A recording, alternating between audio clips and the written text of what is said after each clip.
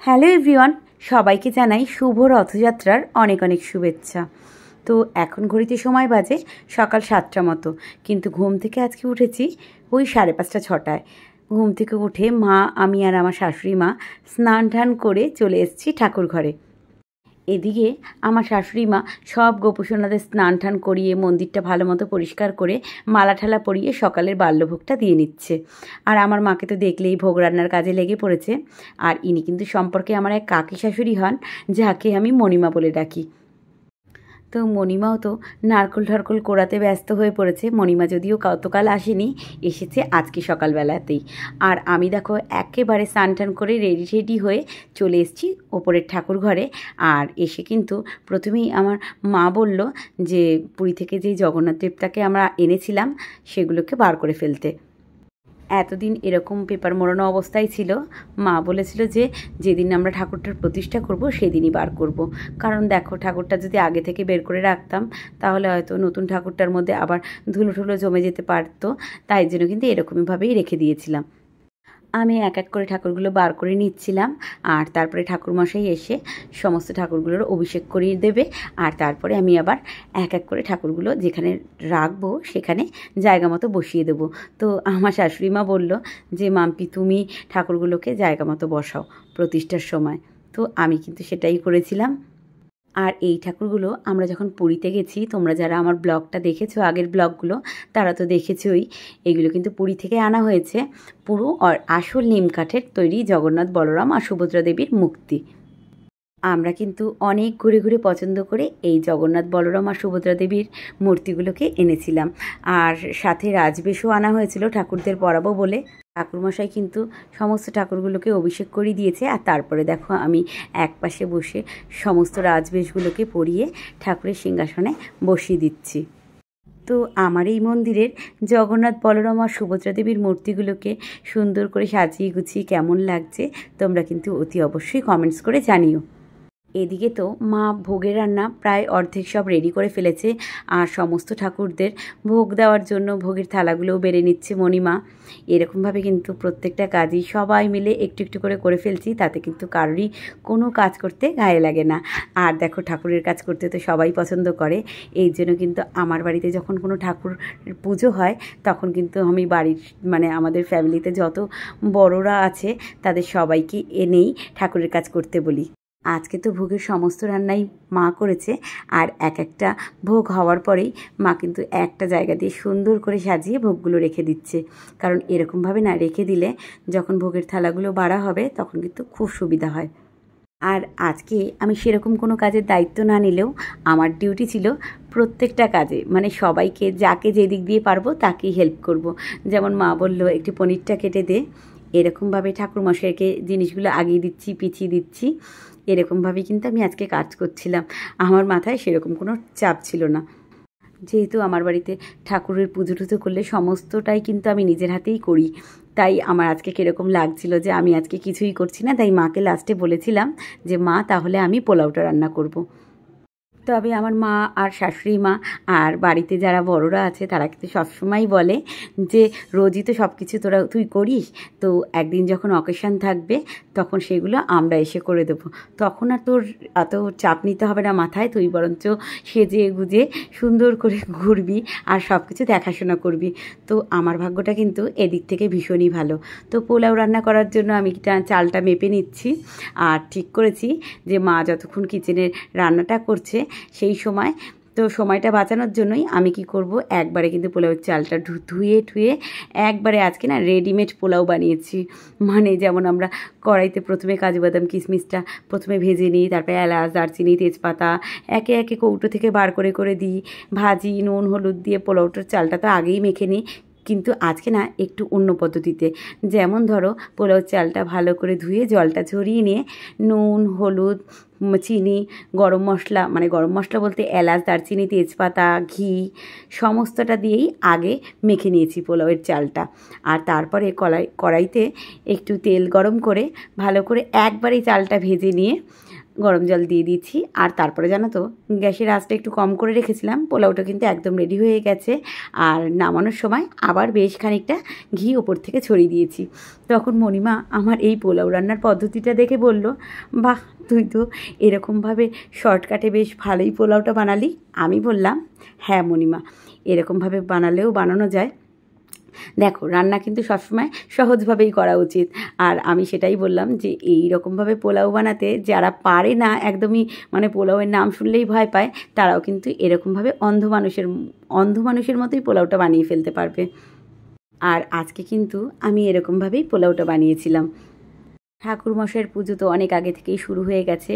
আর দেখছো তো আমি যেরকম বলছিলাম, একবার কিচেনে যাচ্ছি, একবার পোলাওর চাল মাখছি, কোনো সময় দেখতে পাবে প্রদীপ জ্বালাচ্ছি, কোনো সময় ফল কাটছি, এই নিয়েই কিন্তু আমার চলছিল। আবার ছেলেগুলো তো তার মধ্যে দুষ্টুমি শেষ নেই। ওরা তো আমি পুজোর কাজে ব্যস্ত বলে ফোন নিয়েই চলছে, বড়জন নয়, ছোট দুজন। এদিকে মা মালপোয়ার জন্য ব্যাটারটা গুলে নিচ্ছিল।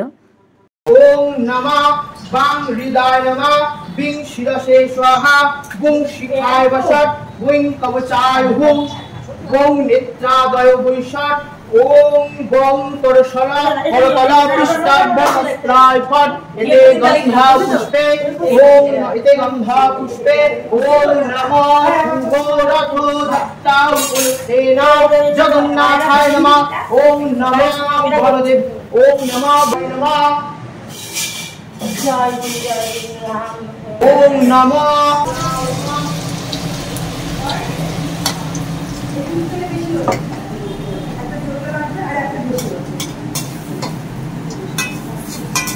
মন্ডদানং ওম নমঃ শ্রী বিষ্ণবে ভগবতে বিষ্ণুদেবায় এতৎ পুষ্পং ওম নমঃ শ্রী বিষ্ণবে নারায়ণায়। ভোগের প্রায় সমস্ত রান্নাই এখন প্রায় কমপ্লিট হয়ে গেছে। আর এদিকে আমি যে পোলাওটা বানাবো বলেছিলাম সেটাও কিন্তু হয়ে গেছে। এখন শুধু নামিয়ে এনেছি। এবার একটু ফ্যানের তলায় দিয়ে দেবো, আর ওপর থেকে আরও বেশ কিছুটা ঘি দিয়ে দেবো। আর তবে এই পোলাওটাই কিন্তু নয়, এরপরে কিন্তু আরও এক চড়া পোলাও বানাতে হয়েছিল। দুভাগে পোলাওটা বানিয়েছিলাম, কারণ বুঝতেই পারো আমাদের যে নর্মাল গ্যাস তাতে কিন্তু অনেকটা চাল একবারে রান্না করা যায় না, তাই কিন্তু দুভাগেই পোলাওটা রান্না করেছিলাম আজকে। আর এখন আমাকে কে ক্যামেরাটা ধরে দিচ্ছে বলো তো?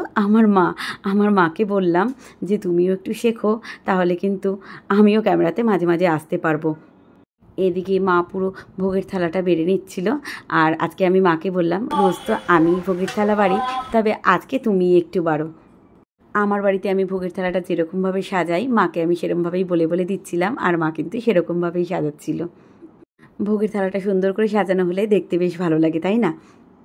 জগন্নাথ, বলরাম আর সুভদ্রা দেবীর জন্য আলাদা আলাদাভাবে কিন্তু অন্নটা করা হয়েছিল।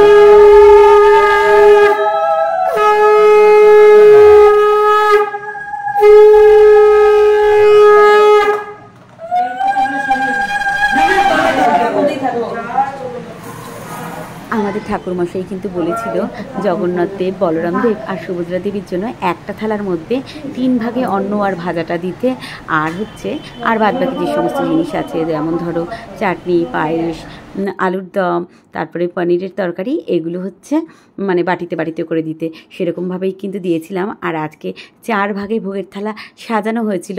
তার মধ্যে একটা হচ্ছে লোকনাথ বাবার জন্য, একটা হচ্ছে গণেশ বাবাজির জন্য, আর গোপাল সোনাদের জন্য একটা, আর জগন্নাথ, বলরাম, সুভদ্রা দেবীর জন্য একটা।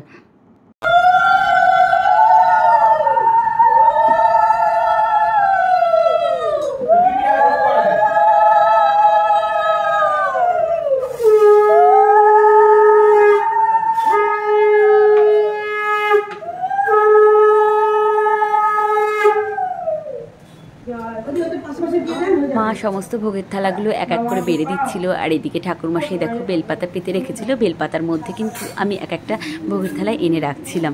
এই সমস্ত ঠাকুরের কাজ করতে যে কি ভীষণ ভালো লাগে তা হয়তো বলে বোঝানো যাবে না। যারা তোমরা ঠাকুরের কাজ করো তারা তো জানোই যে কতটা আনন্দ হয় মনের ভিতরে।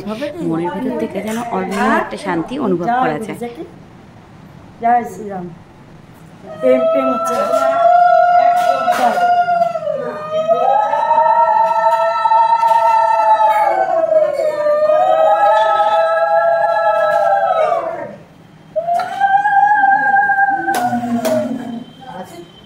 তিনটে গোপালের একটা আমরা এখানে ভোগ দিই গুরুদেব এসে লোকনাথ বাবা আর ঠাকুরমশাই সেদিন পুজোতে বসেছিল ওই সকাল 10:30 নাগাদ। আর পুজো শেষ হতে হতে যজ্ঞ ঠাকুর সমস্তটা কমপ্লিট করতে করতে কিন্তু বেজে গিয়েছিল ওই 2:30 পৌনে 3টের মতো। তো এতক্ষণের একটা পুজো তোমাদের সাথে কিন্তু মাত্র 10 থেকে 15 মিনিটের আমি একটা ব্লগ শেয়ার করছি। তো এত বড় পুজো তো তোমাদের দেখানো সম্ভব না, তবে আমার এই ঠাকুরের মন্দিরটা আর ভোগ সাজানো বা ঠাকুরের মন্দিরটা পুরো সাজানো কেমন হয়েছে তোমরা কিন্তু অতি অবশ্যই কমেন্টস করে জানিও। নমো বিষ্ণু নমো বিষ্ণু নমো বিষ্ণু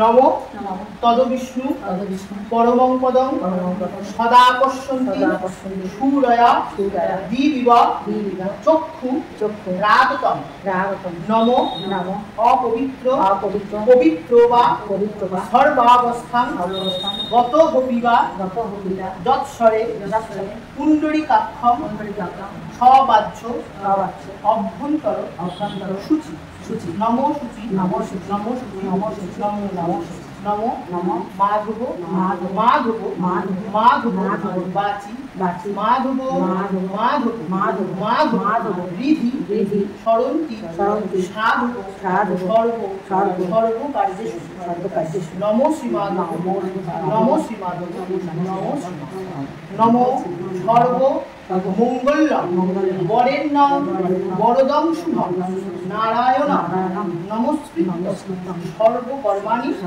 কারয়ে নমো বিষ্ণু নমো বিষ্ণু নমো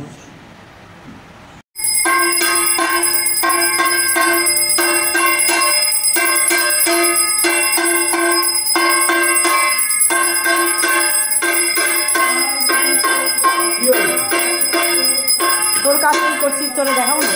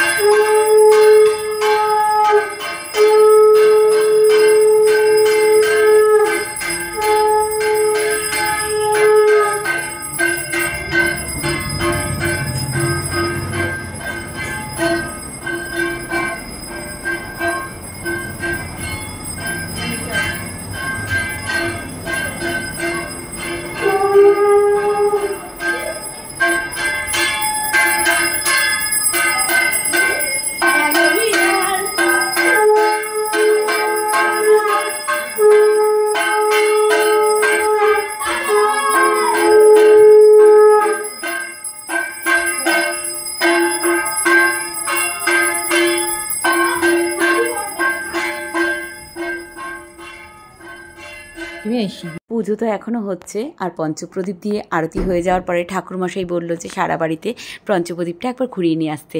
আর আমি কিন্তু সেরকমভাবেই পঞ্চপ্রদীপটা সারা বাড়িতে দেখিয়ে নিচ্ছি। রথের দিনটাতে মারাত্মক কিন্তু গরমটাও পড়েছিল। আর যদিও আমরা ছোটোবেলা থেকেই দেখে আসছি যে রথে একটু বৃষ্টি হবেই, আর বৃষ্টি মানেই প্যাচপ্যাচে গরম।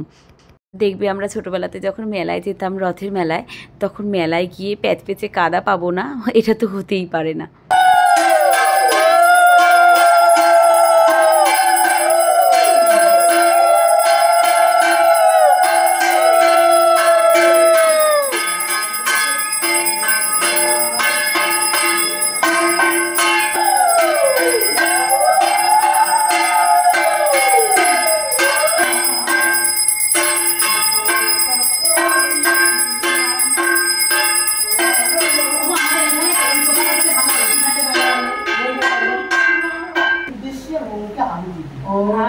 स्वाहा स्वाहा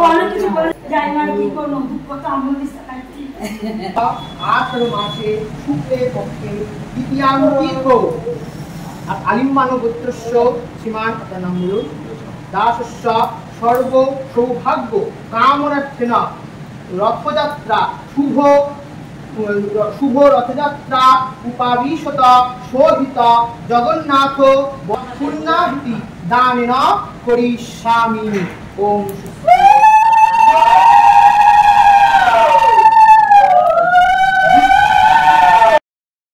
তো পুজো প্রায় আমাদের এখন কমপ্লিট। পুজোটার যেটুকু তোমাদের সাথে পারলাম সেটুকুই তোমাদের সাথে শেয়ার করলাম। ঠাকুরমশাই এখন সবাইকে শান্তির জল দিচ্ছে। এখন বেলাটাও অনেক বেড়ে গেছে, তাই ঠাকুরমশাইকে বললাম পুজোটা কমপ্লিট করার পরে একটু প্রসাদ খেয়ে নিতে। তো ঠাকুরমশাই প্রসাদ খেতে বসে পড়েছে, আর মা কিন্তু সবাইকে বেড়ে বেড়ে দিচ্ছে। আমার বৌদি এদিকে চালকলাটা আবার মাখছে। আর তারপরেই বাড়ির বাচ্চাগুলোকে প্রথমে প্রসাদ দিয়ে নিয়েছিলাম, আর ওরা খাওয়ার পরেই কিন্তু আমরা ঘরের মহিলারা মানে আমি, মা, আমার শাশুড়ি মা সবাই মিলে মানে বসে গিয়েছিলাম। আর এরকম কিন্তু একটা ব্যাপার আছে, আমার মা মানে আমার শাশুড়ি মা আমাকে খেতে না দিলে আমার পেট ভরে না, ওই জন্য কিন্তু শাশুড়ি মা একটু পরেই বসেছে। তো আজকের মতো ব্লগটা এখানেই শেষ করছি। ভিডিওটা ভালো লাগলে একটা লাইক করো, পারলে শেয়ার করো। আবার দেখা হচ্ছে পরের কোনো একটা ব্লগে। ততক্ষণের জন্য সবাই খুব ভালো থেকো।